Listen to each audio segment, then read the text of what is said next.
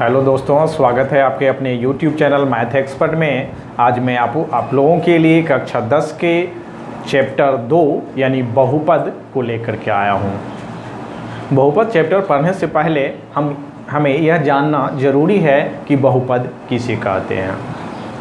तो बहुपद की परिभाषा बतलाने से पहले हमें बीजीय व्यंजक को जानना बहुत ही ज़रूरी है। तो पहले जानते हैं कि बीजीय व्यंजक क्या होता है। तो बीजीय व्यंजक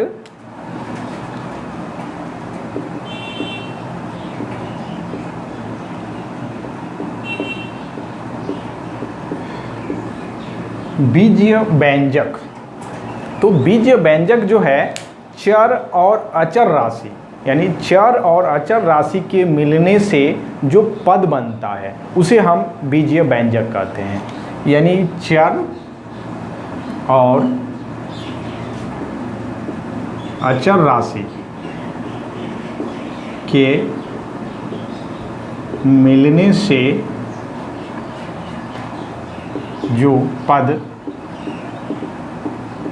बनता है उसे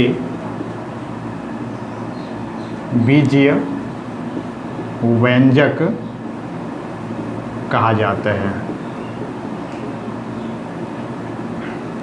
जैसे एग्जाम्पल लेते हैं हम चर और अचर।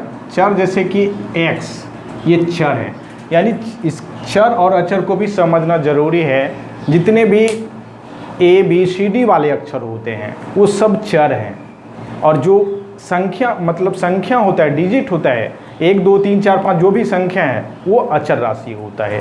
तो चर और अचर जैसे x + 3 ये चर और अचर मिलने से जो ये पद बना इसको हम बीजीय व्यंजक बोलते हैं। जैसे 2x - 3 इसमें भी चर और अचर के मिलने से जो पद बना है उसको बीजीय व्यंजक हो गया। ये इस प्रकार से और भी बन सकता है 1/2x + 4, यानी कि चर और अचर राशि के मिलने से जो व्यंजक बनता है उसको बीजीय व्यंजक, जो पद बनता है उसको बीजीय व्यंजक कहा जाता है।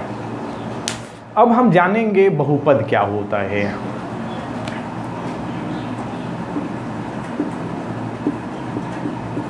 तो वैसे बीजीय व्यंजक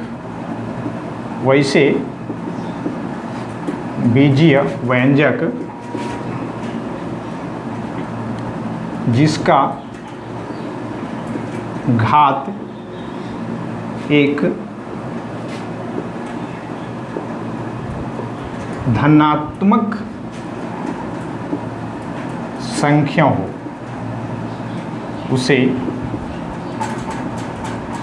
बहुपद कहा जाता है।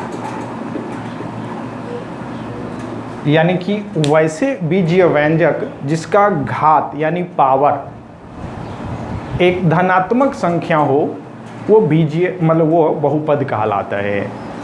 तो अब सवाल आता है कि क्या सभी बीजीय व्यंजक बहुपद होगा?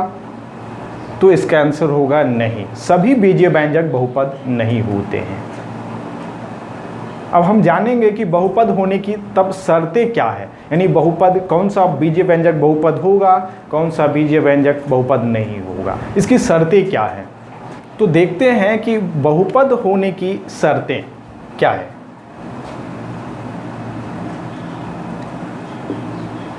बहुपद होने की शर्तें। नंबर 1, बहुपद होने का पहला शर्त है कि पावर ऋणात्मक नहीं होना चाहिए। यानी चर का जो पावर यानी घात होता है, घात ऋणात्मक यानी माइनस में नहीं होना चाहिए।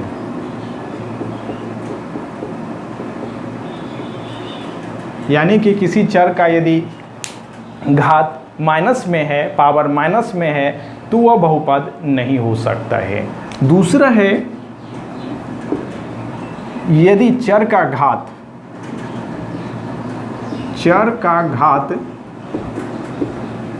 भिन्नात्मक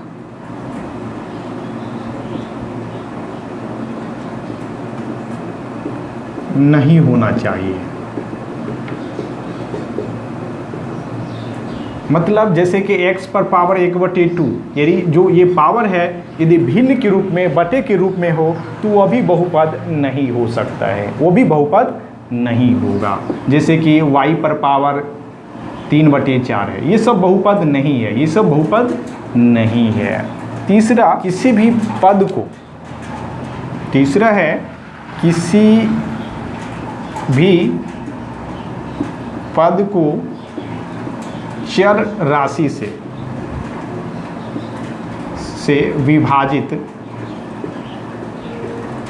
नहीं होना चाहिए।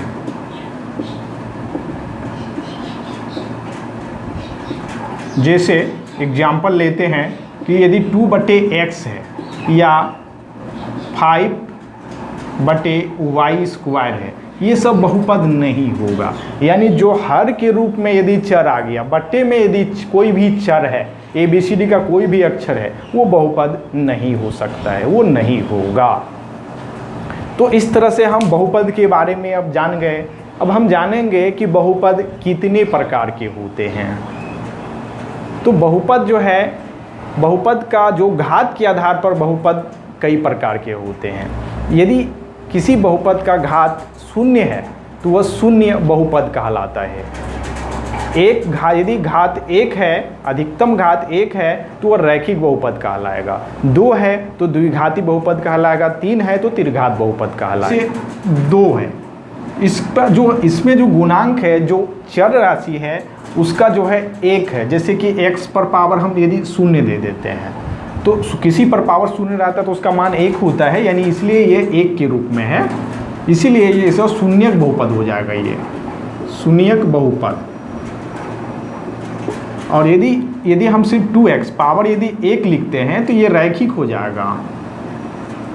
और 2x² + 2 या 3 जो भी हो, यहाँ पावर 2 है तो ये द्विघाती हो जाएगा। और पावर 3 है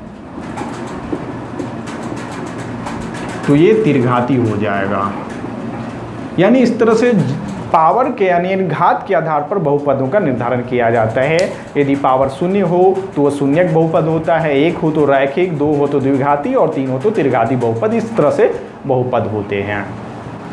अब हम पढ़ेंगे शून्यक किसे कहा जाता है। तो शून्यक चर राशि का वह मान जो बहुपद के मान को शून्य के बराबर कर दे, उसे उस बहुपद का शून्यक कहा जाता है।